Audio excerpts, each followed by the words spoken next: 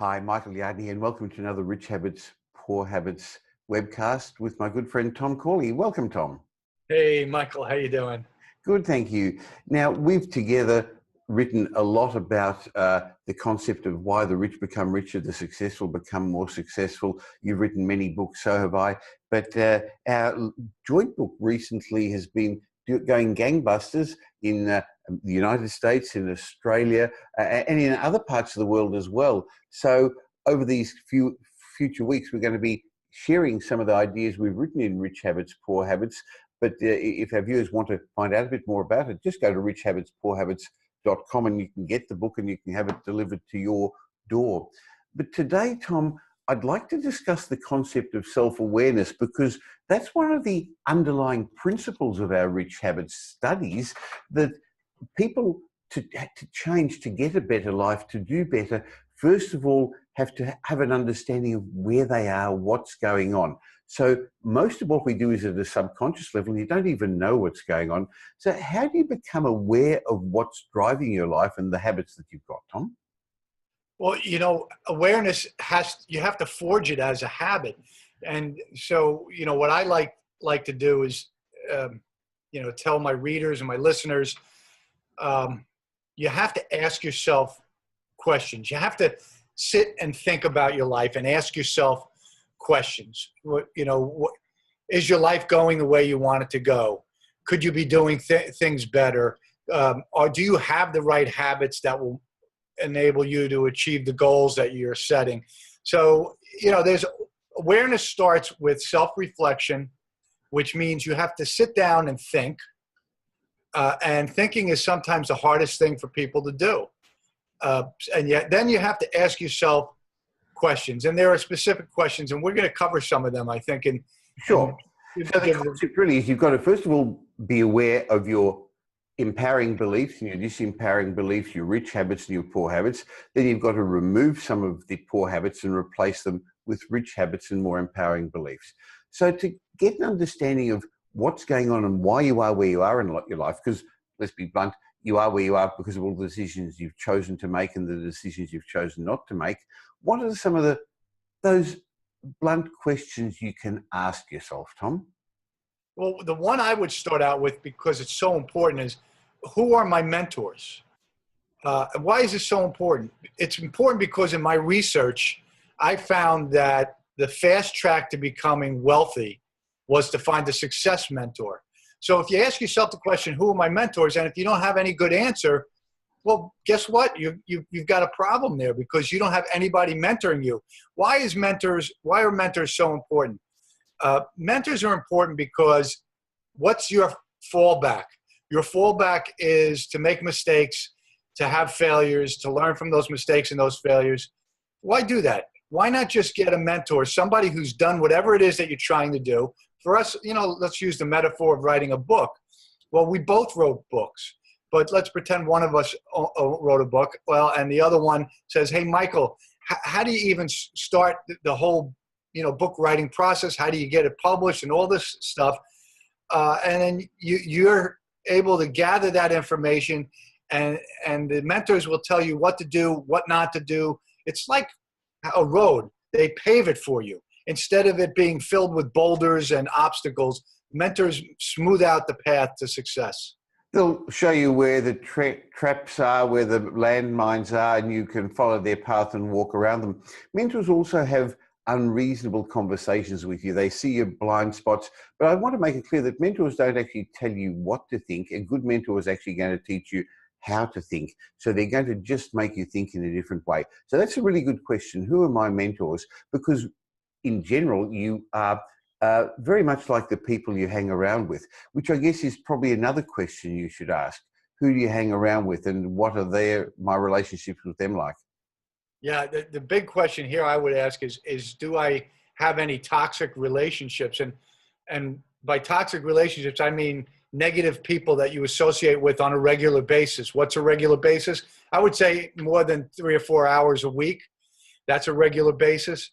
Why is it so imperative not to associate with negative people? Negative people are like stop signs on the road or the path to success. They stop you in your tracks. not only does their negativity drag you down, but they throw wrenches into the works. Usually negative people or toxic people, they have things that go wrong in their life. And when you're trying to pursue success, you can get a phone call from one of these toxic people and say, hey, I need you to bail me out of jail, or I need this, or I've got to do this, and I need your help immediately. And you've got to drop what you're doing because they're a friend, they're a relationship. So what you want to do is kind of weed them out, spend less and less time with them. And how much time is the right amount of time? Well, 0. But I would say try and keep it to less than an hour a week. Sure, because hanging around the wrong people demotivate you and you have the wrong sort of conversations. I think another important question to ask yourself, Tom, is how much time do you spend on improving yourself? How much study do you do? That's right. How much do you know about the industry that you work in? How much do you know about the people that work in the industry that you're in? You want to read everything you can about your industry. And if you don't do the reading, it's probably because you hate the industry you're in and you should probably get the heck out of it.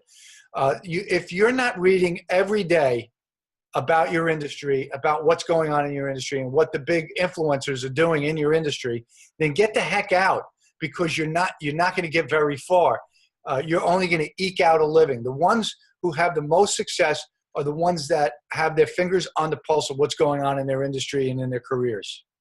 Tom, I recently watched, I was on a plane, the trip Making Warren Buffett, and a great story about Warren Buffett is how much time he spends still today reading and learning and on self-improvement. But that's because he's passionate about it. That's because he loves his industry, as you said a moment ago. So that's probably another very good question, isn't it? What am I passionate about? What do I enjoy doing? Yeah. So when you find something that you love or that you're passionate about, you're going to devote an enormous amount of time to it. You're going to actually wake up in the morning and the first thought you're going to have is, oh, I can't wait to start doing what I love to do. I love to write. So every morning I wake up at about 4:45, 4:30 in the morning, and I spend about 2 hours reading and writing. It's not work to me. That 2 hours flies by so fast, and I regret when it's over. So you have to find something that really makes your heart sing, Michael, that makes you want to get up in the morning and, throw your arms up and say, hey, I can't believe it. Another day. I can't wait to start doing what I love to do. Well, discussing these questions about what we should think about, question about, so we can have a more productive life and change our life, I guess another question could well be, well, I'm doing productive things, but how much time am I wasting? Because when you look at people's, the end of the day and what people have achieved, you tend to spend quite a few unproductive hours, don't you? Yeah, and there's quite a few studies I have on this, and this is really surprising. So on average, people waste about 6 hours a day.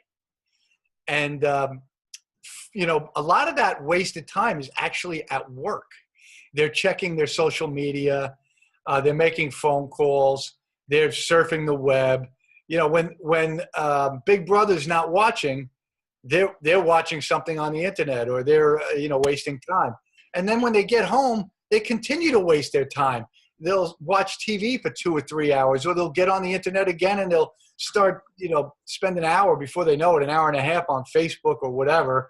And it's just such a waste of time. So you have to ask yourself, do I waste time, and how much time do I waste every day? Now, you may not want to ask yourself these questions. That's fine.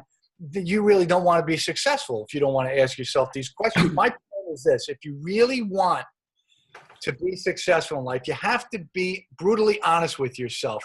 You have to really get to know yourself. And asking these questions, like how much time do I waste every day? It's not about, doing it because successful people doing it. It's about doing it because you want to better your life.